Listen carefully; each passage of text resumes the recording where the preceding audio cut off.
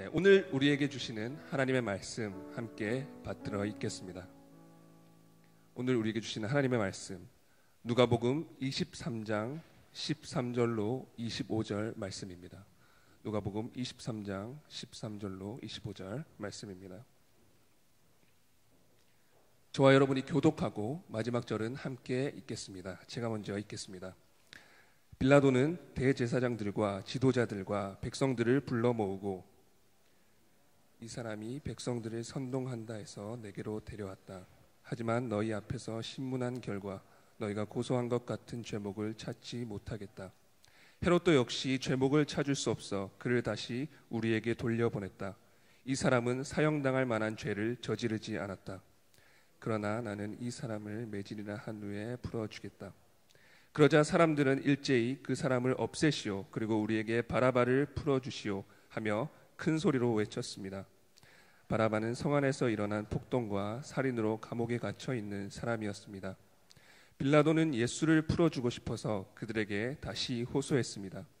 그러나 그들은 계속해서 소리 질렀습니다. 그 사람을 십자가에 못 박으시오, 십자가에 못 박으시오. 빌라도가 세 번째로 말했습니다. 도대체 그가 무슨 나쁜 일을 했다고 그러느냐? 나는 이 사람에게서 사형에 처할 아무런 죄를 찾지 못했다. 그래서 나는 그를 매질이라 해서 풀어줄 것이다. 그러나 그들은 더욱 큰 소리로 예수를 십자가에 못 박으라고 요구했습니다. 그리고 그들의 소리가 이기고 말았습니다. 아멘. 아마 여러분 홈쇼핑 좋아하실 텐데 그 홈쇼핑을 보면 진행하는 진행자의 말이 너무 좋아서 마음을 움직여서 구입하는 예도 있지만 더 많은 경우에는 그 상품을 쓴 댓글을 보면서 우리가 그 상품을 구입하기도 합니다. 석 달 전에 아내 동의 없이 고가의 전자제품을 단지 댓글만 보고 제가 구입했다가 지금 굉장히 위험한 하루하루를 살아가고 있는데 제가 오늘 열심히 설교할 겁니다. 근데 아무리 제가 설교를 해도 이 설교자의 능력을 통한 여러분의 은혜는 많이 오래가지 못하는 것 같아요. 마치 그 상품을 쓴 댓글자의 그 댓글을 보면서 상품을 구입하는 것처럼 여러분이 그 말씀 가운데 결단하시고 행하심으로 말미암아 우리가 알고 있는 이 상품이 정말 좋은 상품임을 여러분이 좀 보여줄 수 있는 그런 여러분의 인생이 되기를 바라겠습니다. 기도하겠습니다. 하나님 아버지, 오늘 주의 말씀 앞에 나아갑니다. 우리의 자아와 우리의 신념과 우리의 고집들이 십자가 가운데 숨겨지게 하시고 이 시간 주의 말씀을 통한 나의 삶의 놀라운 결단이 이 시간을 통하여 우리 삶에 있게 하여 주옵소서. 예수님의 이름으로 기도하옵나이다. 아멘. 네, 우리는 기독교 절기에서 가장 중요한 두 절기가 맞닿아 있는 시간을 보내고 있습니다. 요셉 공동체는 토요 예배 공동체로서 오늘을 부활주일로 지키고 있지만 시간상 우리 예수님은 아직 무덤에 계십니다. 고난이 완전히 끝나지 않은 그 시간 안에 우리가 있습니다. 때문에 저는 요셉 공동체에게는 부활주일임에도 저는 오늘 부활의 메시지를 전하지 않으려고 합니다. 십자가 앞에 비겁했던 한 사람을 통해서 십자가 앞에 오늘 나를 돌아보게 하는 메시지를 전하고자 합니다.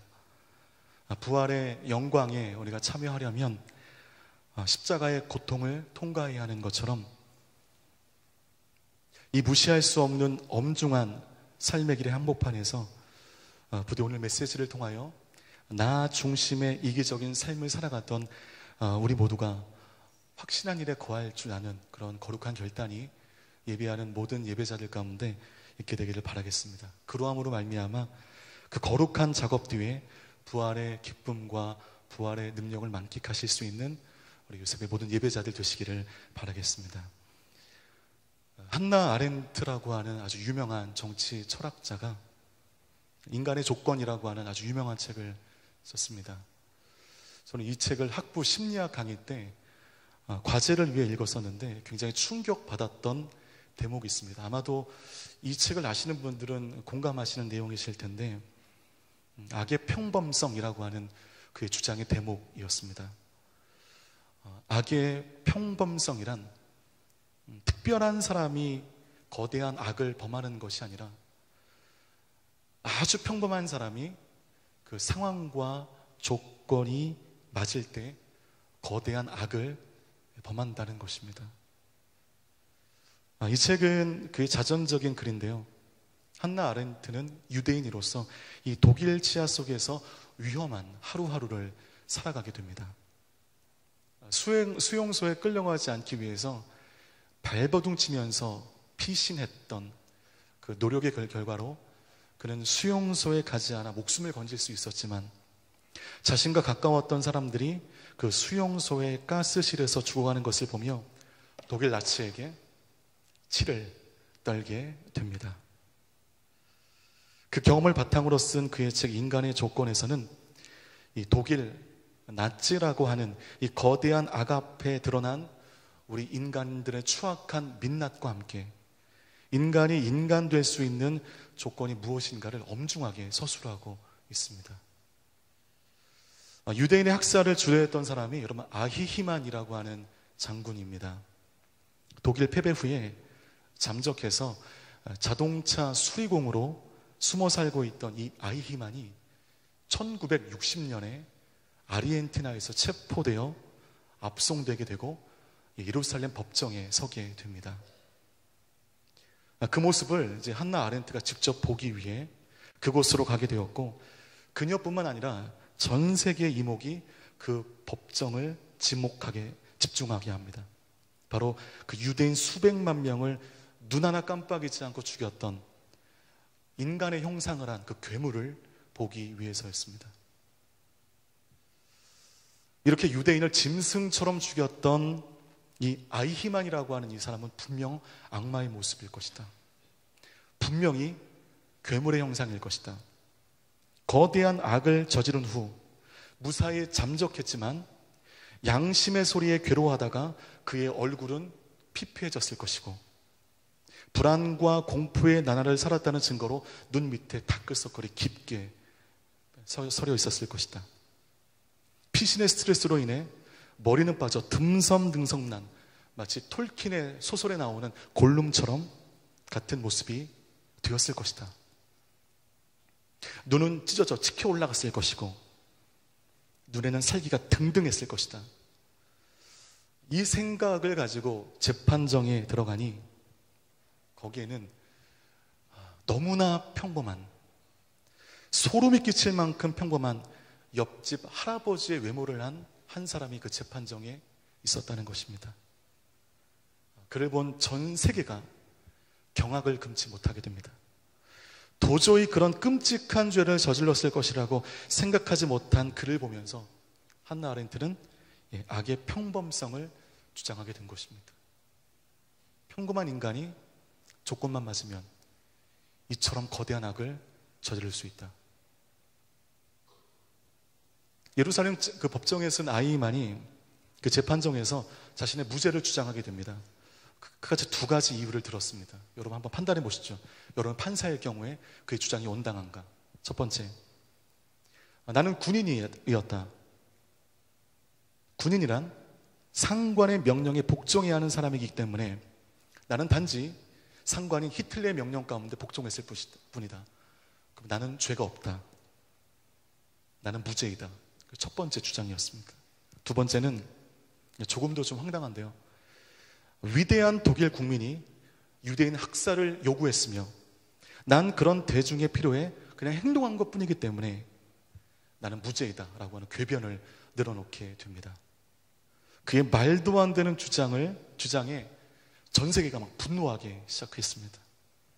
그의 주장은 그의 최종 사형 선고에 영향을 끼치지 못했습니다. 그는 사형이 되기 직전까지, 마지막 변론의 순간에서까지 끝까지 자신의 무죄를 주장하다가 위대한 독일이여 영원하라 라는 말과 함께 단두대에서 처형되게 됩니다. 그런데 그 예루살렘 법정에서 끝까지 스스로를 무죄라고 항변했던 그 아이히만에게 사형을 언도했던 법원은 세 가지 이유를 들어 너는 유죄라고 얘기했습니다. 너는 죽어 마땅하다고 얘기했습니다. 여러분 그 세 가지를 좀 기억해 주십시오. 첫 번째, 의심하지 않은 죄였습니다. 의심하지 않은 죄. 아무리 상관이 히틀러가 시켰다 할지라도 인간이라고 한다면 그 학살 명령 앞에 그것이 옳은 일인가 옳지 않은 일인가를 의심했어야 했다. 그러지 않았으므로 그는 유죄이다. 두 번째는 생각하지 않은 죄였습니다. 아무리 상관이 시켰다 할지라도, 아무리 그 사람이 군인이다 할지라도 이 일이 옳은 일인가 옳지 않은 일인가를 전혀 사유하지 않음으로써 그 생각의 빈곤이 엄청난 사람의 죽음으로 몰아가게 했으므로 그는 유죄이다. 세 번째는 행동하지 않은 죄였습니다. 생각하지 않으므로 옳은 행동을 하지 않은 죄. 이 세 가지를 들어 사형을 언도하게 된 것입니다. 여러분, 오늘 성경에 보면 이 아히만처럼 의심하지 않았던 죄, 생각하지 않았던 죄, 그러므로 행동하지 않았던 세 가지의 죄를 저질렀던 한 사람을 우리는 만날 수 있습니다. 빌라도 총독입니다. 이 사람은 유대 땅의 통치를 위해서 로마에서 팔레스타인으로 파송받은 총독이었습니다. 빌라도는 최종 법적 판결자였습니다. 그래서 유대인들이 사형을 언도해도 이 빌라도가 승인하지 않으면 사형이 집행이 안 됩니다. 그야말로 유대 땅에서만큼은 막강한 권력을 가진 사람이 이 빌라도 총독이었습니다. 때문에 그를 잘 이용하여 자기의 뜻을 이루고자 했던 이 유대인들은 예수님의 죄를 로마를 자극하게 하는 죄로 둔갑시켜서 빌라도를 조종하려고 했습니다. 예수와 유대인의 싸움이 아닌 예수와 로마의 싸움으로 둔갑시켜버리는 악한 지혜를 발휘하게 됩니다. 누가복음 우리 23장, 본문은 아닌데요, 우리 2절 말씀 함께 읽도록 하겠습니다. 시작. 그리고 예수께 대한 고소가 시작됐습니다. 이 사람이 우리 민족을 어지럽게 하는 것을 보았습니다. 그는 가이사께 세금을 바치라는 것을 반대하며 자신 그리스도 곧 왕이라고 주장하고 있습니다. 예수님께서 로마의 그 왕국 가운데 길길이 뛰며 반대하신 적이 없거든요. 유대인들은 자신과 예수님의 이 대결을 로마와 예수님의 대결 구도로 교묘히 바꾸게 됩니다. 유대인들이 문제 삼은 죄는 단지 종교적인 죄였기 때문에 그것이 보편타당한 일반적 범죄로 보기에는 무리가 있어서 자기의 뜻을 취하지 못할 것으로 알아 더욱더 올가맬 수 있는 더 큰 죄를 예수님에게 뒤집어 씌우게 된 것입니다. 가령 우리 주위에 이단 많잖아요. 이 이단은 종교적으로는 아주 명백한 범죄이지만 타인의 삶에 객관적 피해를 주는 것이 아닐 경우에 무죄가 선고되기도 합니다. 이 종교적 범죄로 처벌받은 것에 한계가 있다는 것을 안 그들은 교묘하게 예수님을 로마에 반대하는 사람으로 둔갑시켜서 공격하게 됩니다. 그러면 예수님이 처벌받기가 더 용이하게 되는 것이죠. 참 지혜롭게 악한 사람들이 아닐 수 없습니다. 유대인들은 그 번뜩이는 지혜를 단지 예수님을 죽이는 일에 사용하고 있습니다. 이렇게 빌라도는 유대 땅 안에서는 내 편으로 만들 경우에 안 되는 일이 없을 정도로 힘과 위치를 가진 그런 사람이었습니다. 저는 이 구절을 보면서 인간이 얼마나 악하게 지혜로울 수 있는가, 나아가 악의 평범성이 맞다고 한다면 설교하는 나도, 설교를 듣는 여러분들도 상황과 조건이 맞으면 우리가 얼마나 지혜롭게 악할 수 있는지를 알게 됩니다. 여러분, 인간이 그 목적을 성취하기 위해서 어디까지 교묘해질 수 있고 악랄해질 수 있는가를 알게 해주는 사건이 있습니다. 이번 주가 고난주간 심야 예배였기 때문에 이 대청이 공식적인 사역이 없었습니다. 그래서 좀 사무실에서 좀 책을 읽을 시간이 좀 있었는데 우리 중에 MC 중에 한 명이 저한테 선물해 준 책이 하나가 있었는데 그 책을 보면서 얼마나 인간이 악랄해질 수 있는가 제가 아주 뼈저리게 알게 된 대목이 있습니다. 그것은 나치 독일 때 포로 수용소에 있었던 삶의 증언들이었습니다. 기차를 이용해서 유대인들을 그 수용소로 이송하는데 그 기차에 화장실이 없는 거예요. 이 사람들은 즉시 이 용변의 고통에 시달리게 되고 나중에는 기차 구석구석에 용변을 보아 그 기차가 최악의 환경이 되게 되었다고 합니다. 심지어는 이 소련 벨젠베르겐 수용소의 경우에 32,000명의 여성 수용자들이 그곳에 있었는데 화장실이 단 한 개였다는 것입니다. 32,000명이 있는데 화장실이 하나였습니다. 그 용변기가 막 수백 개 있는 그런 화장실 아니었겠죠. 단지 하나.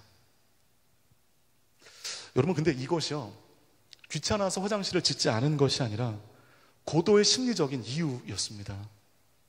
인간이 스스로의 자신의 존엄을 포기하게 만들게 되고 서로가 서로를 미워하도록, 서로가 서로를 인간이 아니라고 인식할 수 있도록 정신을 황폐화하려는 목적으로 나치가 의도적으로 화장실을 없앤 것이었습니다.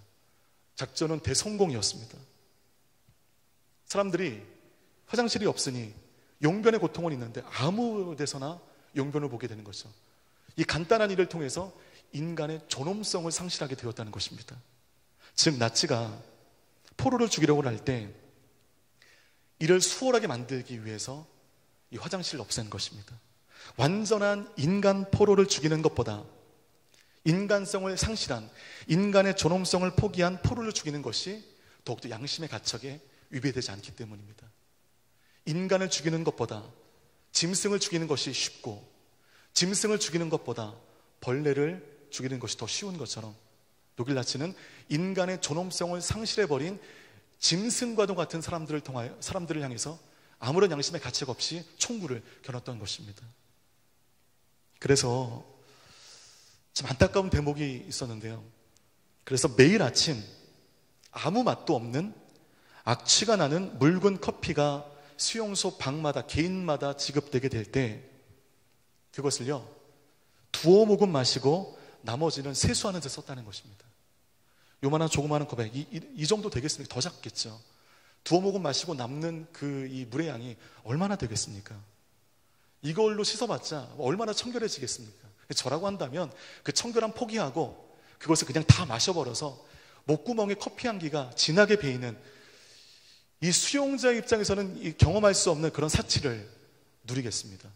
그런데 놀랍게도 그 모든 커피를 마시는 사람은 예외 없이 죽었고 두어 모금 마시고 남는 물로 얼굴을 닦은, 몸을 씻은 사람들은 살아났다는 것입니다. 여러분, 이 씻는 행위가요, 단지 위생적인 일반뿐만이 아니라 그렇게라도 씻어 인간 존엄성을 유지했다는 것입니다. 내가 인간이지. 그렇지. 내가 수용소에 있지만 나는 인간이지. 난 짐승이 아니지. 이것이 그 작은 물로 씻는 것으로 내 안에 확인이 되었다는 것입니다. 씻고 청결하게 한다는 것은 비단 위생의 문제를 넘어 내가 저들의 의도대로 짐승이 되어주지 않겠다.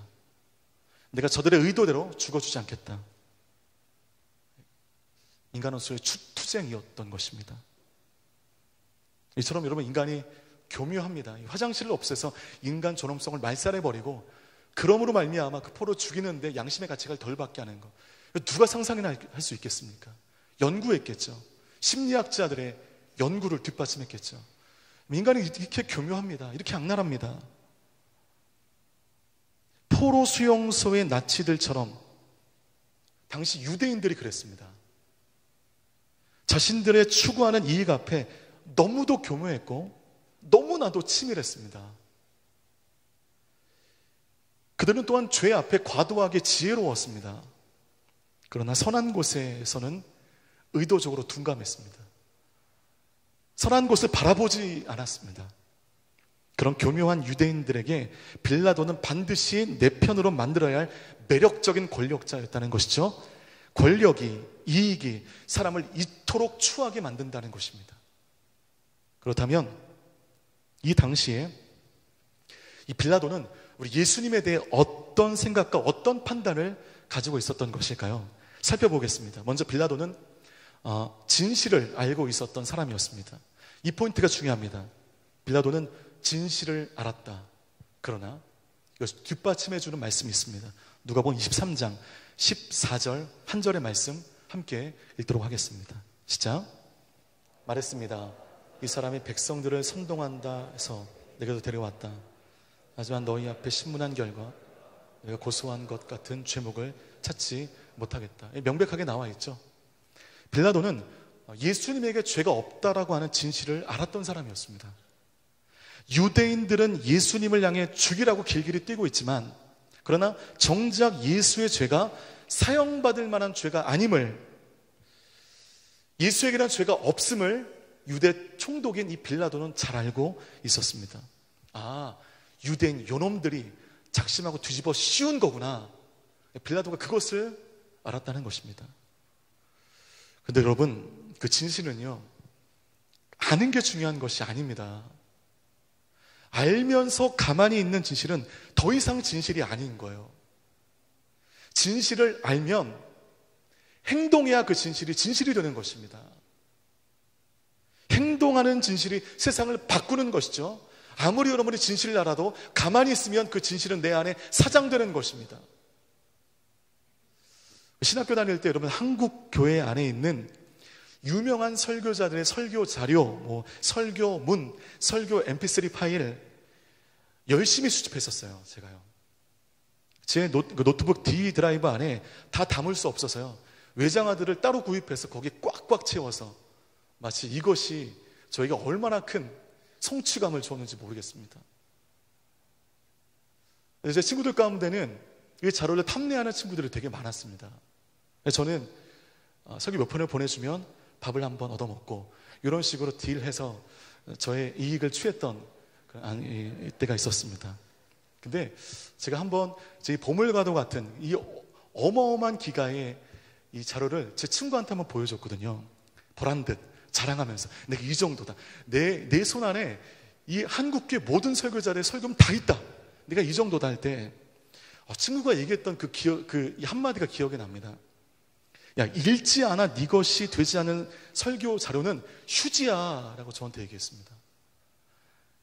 읽어보지 않아 네 것이 되지 않은 설교 자료는 아무리 설교 자료가 많다 한들 그 모든 거 휴지야 라고 저한테 얘기했습니다. 가지고만 있으면 그것은 더 이상 자료가 아니라는 것이죠. 읽어야 됩니다. 나의 설교에 반영시켜야 되죠. 훈련해야 됩니다. 공부해야 됩니다. 그래야 그 자료가 저의 설교를 더 발전하게 하는 자료가 되는 것입니다. 그런 작업 없이 그냥 아무리 좋은 많은 자료를 모은다 한들 그 자료는 정크 파일이라는 것입니다. 아무런 짝에도 쓸모가 없다는 것입니다. 빌라도는 그 진실을 알고 있었지만 그 진실을 끝까지 지켜내지 못합니다. 않았습니다. 진실을 끝까지 지켜낼 수 있는 힘은 있었지만 지켜내지 않습니다. 지키지 못하는 진실은 더 이상 진실이 아닙니다. 진실이라면 끝까지 지켜야 그것이 진실이 되는 것입니다. 포기되어진 진실은 아무런 힘이 없는 것입니다. 예수 그리스도의 그 십자가의 길은 피할 수 없는 길이고, 이 길을 가야만 인류 구원이 가능하다는 그 진실을 알고 있었습니다. 그 진실을 우리 예수님은요, 외면하고 싶으셨습니다. 그래서 십자가 지기 마지막 기도할 때 주님의 기도는 이렇게 시작하죠. 이 잔을 내게서 옮겨주십시오. 이 말에 담겨져 있는 예수님의 감정을 아시겠습니까? 너무 무섭다는 것이죠. 두렵다는 것입니다. 할 수만 있으면, 하나님 할 수만 있으니, 능력이 있으니 이 잔을 내게서 옮겨달라고 기도하지 않습니까? 이내 그 기도가 바뀌어지게 됩니다. 이 잔을 내게서 옮겨달라고 기도했던 예수님의 모습은 온데간데 없어지고, 그렇지만 나의 뜻이 아닌 하나님의 뜻대로 되기를 원하나이다. 이 기도로 수정되게 됩니다. 그리고 그 진실 앞에 그분은 행동하게 됩니다. 때문에 여러분, 진실이 실제가 되어서 진리가 되었습니다. 그분이 그 진실 앞에 행동했기 때문에 그 진실의 수혜자가 바로 저와 여러분이 되고 있는 것입니다. 여러분이 옳다 생각하는 것, 맞다 생각하는 그것을 끝까지 지금 지켜내고 계십니까? 그리고 지켜오셨습니까?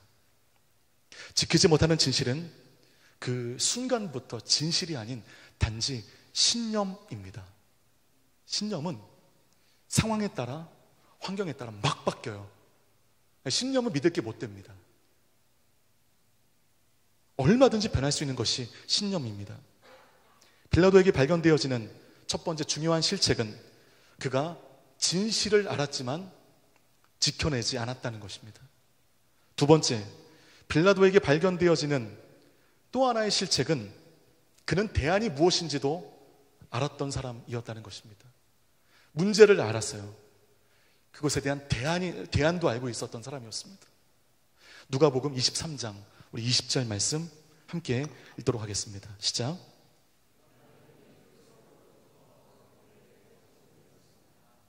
빌라도가 그가 가진 힘을 보여주면서 바라바를 놓아주랴 예수를 놓아주랴 이렇게 말하면 모든 사람들이 극악무도한 바라바를 죽여버리고 예수를 살려달라고 얘기할 줄 알았습니다. 빌라도는 대안도 말할 줄 아는 사람이었습니다. 예수님을 풀어주고 싶었습니다. 죄가 없기 때문에. 그런데 자신의 기대와는 다르게 모든 대중들이 바라바를 살리라고 얘기하는 것이죠. 예수를 죽이라고 말하는 것입니다. 예상 문제가 엇나갔습니다. 당황하기 시작했습니다. 세 번째, 빌라도에게 발견되어지는 그의 실책은 자기 주변에 영적 계시를 받은 사람이 있었다는 것입니다. 우리 마태복음 27장 19절 말씀 함께 읽도록 하겠습니다. 시작. 빌라도가 재판석에 앉아 있을 때 그의 아내가 이런 전가를 보내왔습니다. 당신은 의로운 사람에게 상관하지 마세요. 몹시 괴로웠어요. 예수님과 유대인 사이에 아주 치열한 법리 공방 중에 자기의 아내가 의로운 사람, 누구를 얘기하겠습니까? 예수님을 얘기하겠죠. 즉 예수의 일에 당신 상관하지 말라는 급박한 전가를 보내게 됩니다. 상관하지 말라는 것은 다수의 의견대로 행하지 말고 법리에 따라 예수님을 풀어주라는 그런 의미인 것입니다. 재판 도중에 그것도 급작스러운 전갈이 빌라도에게 보내어지게 되었습니다. 이와 같이 그의 아내가 좀 오버했던 이유는 오늘 말씀에도 있다시피 어제 꿈에 제가 그 사람 때문에 몹시 괴로웠습니다. 빌라도의 아내가 지난밤 꿈에 일종의 계시를 받은 것입니다. 여러분, 저는 여러분이 꿈꾸는 모든 꿈들이 계시라고 보진 않습니다. 하지만 나의 삶의 중요한 순간 가운데 하나님께서 꿈을 통하여 말씀하신다고 생각합니다. 꿈을 통하여 주님의 계시를 주실 때가 있다고 저는 생각합니다. 빌라도의 아내가 지난밤에 잘 때 일종의 계시를 받았습니다. 보십시오. 빌라도는 진실이 무엇인지를 알고 있었던 사람이었습니다. 유대주의자들이 예수를 죽이려고 했던 것이 정말 예수가 죄가 있어 죽이려고 한 것이 아니라 그들 때문에, 예수 때문에 그들의 기득권이 무너지게 되고 그들이 없는 모든 것을 다 가진 예수님에 대한 그들의 열등감으로 말미암아 그 모든 죄를 뒤집어 씌워 죽이려는 거구나. 빌라도가 그것을 알았습니다. 게다가 그는 대안도 제시할 수 있고 대안을 바꿀 수 있을 만큼 힘이 있는 사람이었고, 게다가 가장 가까운 아내가 하나님으로부터 영적 계시를 받기도 했습니다. 그런데 유대인들이 예수가 아닌 바라바를 놓아주라고 외칠 때에 그가 진실이라고 여겼던 모든 것들이 그 소리 가운데 와르르 무너지게 됩니다. 바라바를 놓아달라는 그 소리 가운데 이 빌라도가, 이처럼 힘이 많았던 빌라도가 압도되게 됩니다. 대중의 소리 앞에 그가 품었던 확신들, 그가 진실이라 여겼던 모든 것들이 그들의 소리 가운데 휴지 조각이 되어버립니다. 아무런 의미 없이 사라져버리게 됩니다. 이처럼 내가 알고 확신한 영적인 의미가 이처럼 대중 앞에, 대중의 소리 앞에, 대중의 말 앞에 속절없이 사라져버릴 때가 있습니다. 그래서 아도르노라고 하는 철학자가 이렇게 얘기했습니다. 전체는 거짓이다. 진실은 파편으로 존재한다. 저는 이 사람이 왜 이런 얘기를 했는지 알 것 같습니다. 전체는 거짓이다. 전체 앞에 내가 알고 믿는 진실이 얼마나 쉽게 포기되어지는지 모릅니다. 전체가 진실이라고 믿어서 전체가 가는 대로 그냥 사망의 낭떠러지를 향하여 사유하지 않고 의심해보지 않고 생각해보지 않고 얼마나 빨리 그 낭떠러지를 향하여 달려가는 인생들이 우리 주위에 많은지 모릅니다. 안다는 것, 그리고 믿는다는 것, 그것은 행할 때만 유효할 수 있다는 것을 이 빌라도의 삶을 통하여 우리는 볼 수 있습니다. 여러분 안에 진리가 있다면, 여러분 안에 진실이 있다면, 그리고 그 진실을 믿으신다면 여러분 안에 사장되어 있는 진실은 아무짝에도 쓸모없습니다. 그 진실대로 진리대로 행하셔야만 그 진리와 진실이 여러분의 삶을 의로운 길로 인도하는 힘이 되는 것입니다. 누가복음 23장 25절 말씀 함께 읽도록 하겠습니다. 시작. 빌라도는 그들의 요구대로 폭동사진으로 감옥에 갇혀있던 바라바를 풀어주고 예수는 그들의 뜻대로 하게 넘겨주었습니다. 안타까운 구절입니다. 이 중에 또 안타까운 구절은 그들의 요구대로라고 하는 구절입니다. 그들의 요구에 빌라도의 진실이 허무하게 패배하게 됩니다. 그러나 우리는 빌라도를 욕할 수 없습니다. 우리도 이 빌라도와 똑같기 때문이죠. 세상의 요구에 우리 믿음이 패배할 때가 참 많습니다. 세상의 소리 가운데 하나님의 음성이 포기되어질 때가 있습니다. 믿는 건 믿는 거고, 기도해도 안 되는 건 안 되는 거고, 세상의 요구대로 살아가기 급급한 우리들을 부끄럽게 하는 구절이 바로 이 본문 말씀입니다. 이스라엘 백성들이 사형 집행을 허락해달라고 소리 지르니까 또 어떤 일이 있었는지요? 누가복음 23장 우리 23절 말씀 또한 같이 읽도록 하겠습니다. 시작. 그러나 그들은, 그리고 그들의 소리가 이기고 말았습니다. 그들의 소리가 이겼습니다. 진실이 이기지 못했습니다. 진리가 이기지 못했습니다. 단지 대중의 소리가 이겼습니다. 바라바를 놓아주고 예수를 죽이라는 그들의 근거 없는, 설득력 없는, 그러나 큰 소리에 빌라도가 져버렸습니다. 예나 지금이나 목소리 큰 사람이 이긴다는 역사적 근거를 발견할 수가 있습니다. 혹시 여러분이 붙들고 있는 진리가 사람들의 소리, 대중의 소리 가운데 포기되어질 때가 있지 않으십니까? 대다수의 사람들의 목소리에 여러분의 영적 확신이 포기되어질 때가 있습니다. 내가 잘못 기도했구나, 내가 잘못 들었구나, 이제 사람들이 이렇게 얘기하는데 이 판단이 맞겠지. 반복합니다. 그렇다면 여러분들이 붙들고 있는 그 진리는 더 이상 진리가 아닌 겁니다. 그냥 개인적인 신념입니다. 시간에 따라, 환경에 따라 얼마든지 바뀔 수 있는 단지 신념. 오늘 성경에 나와 있는 빌라도를 보십시오. 그는 아히만에게 사형 언도를 내린 이스라엘의 그 재판정처럼 그는 거짓 소리에 의심하지 않았습니다. 처음에는 의심했지만, 그로 예수가 죄가 없다는 것까지 그는 확신했지만, 그러나 유대 군중들의 그 잘못된 외침을 끝까지 의심하지 않았고 거기에 눌려버립니다. 거기에 압도당하게 됩니다. 큰 소리 가운데 제압되게 되는 것입니다. 그러므로 아히만처럼 빌라도는 깊게 사유하지 못했습니다. 진실을 알았지만 아는 것이 중요한 게 아니거든요. 행동하지 않았다는 것입니다. 그로 인하여 치명적으로 잘못된 결정을 내리게 되고 예수를 그 폭도들에게 내어주게 되는 것입니다. 이 빌라도, 이 법적으로는 무죄인지 모르겠으나 영적으로는 명백한 유죄입니다. 영적인 사형입니다. 오늘 나와 있는 이 빌라도는 2000년의 역사 가운데 비겁함의 대명사가 되었습니다. 타협의 대명사가 되었습니다. 하나님이 허락하신 그 힘을 옳고 선한 데 쓰지 않고 악한 데 썼던 비겁한 사람의 대명사가 되어버렸습니다.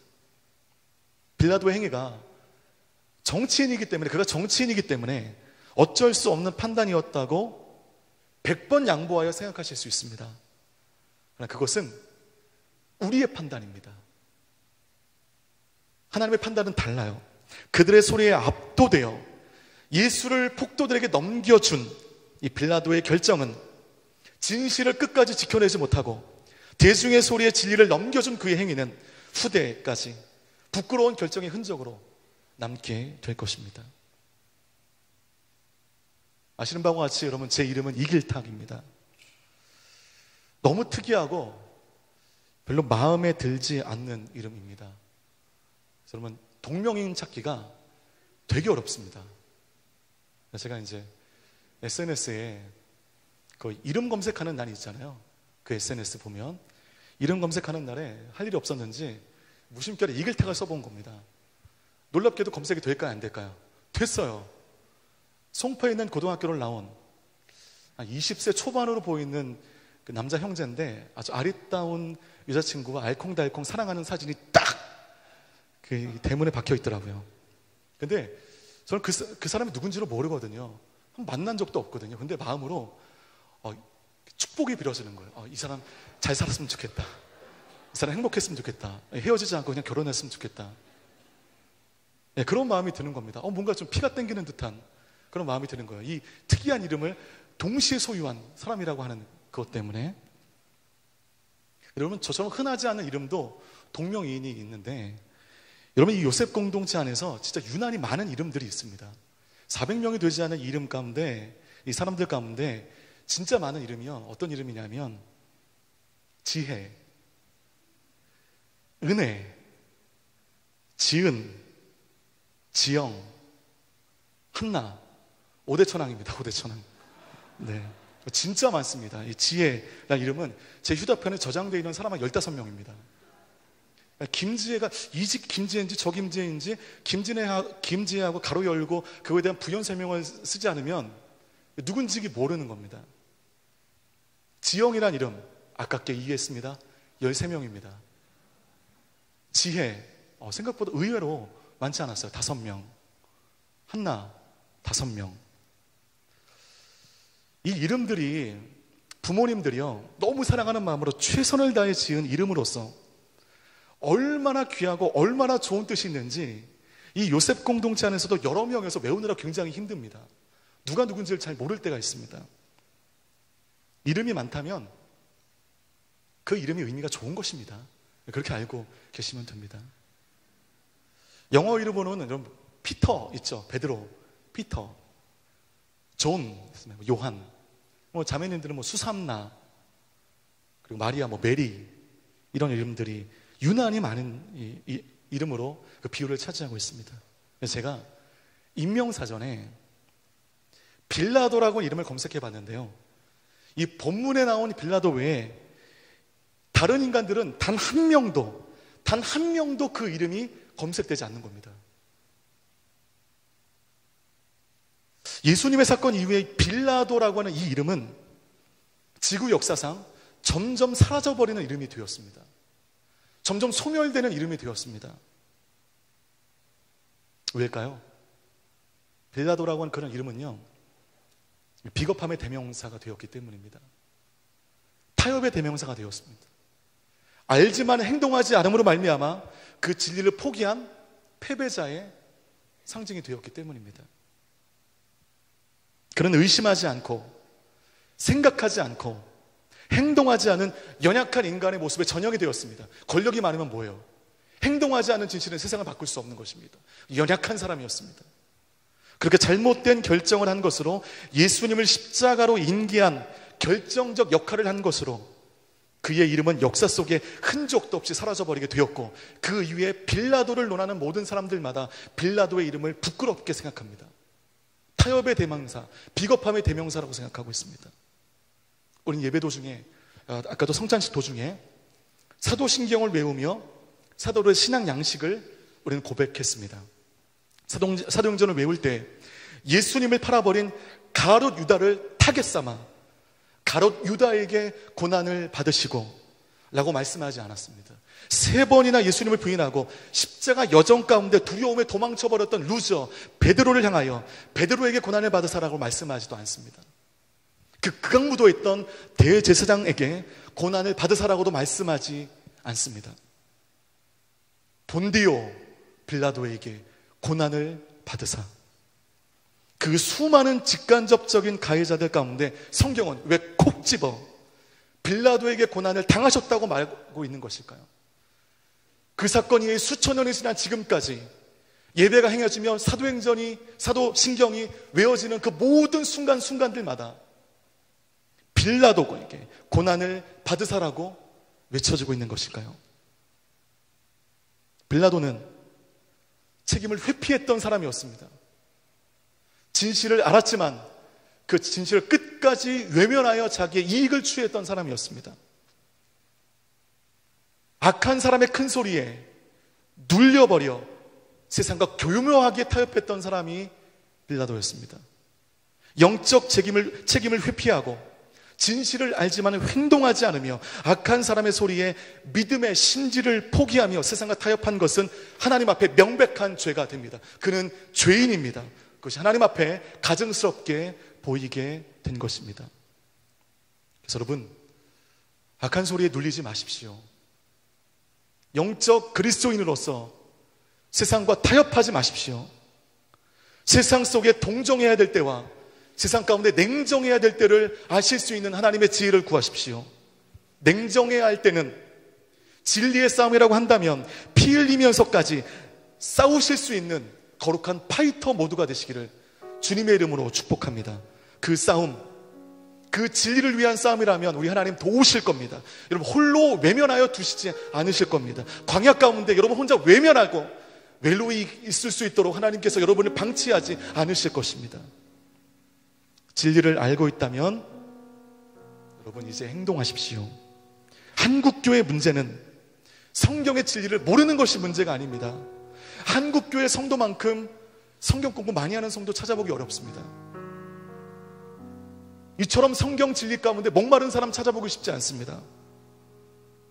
우리는 모르는 것이 문제가 아니라 아는 대로 행동하지 않는 것이 문제입니다.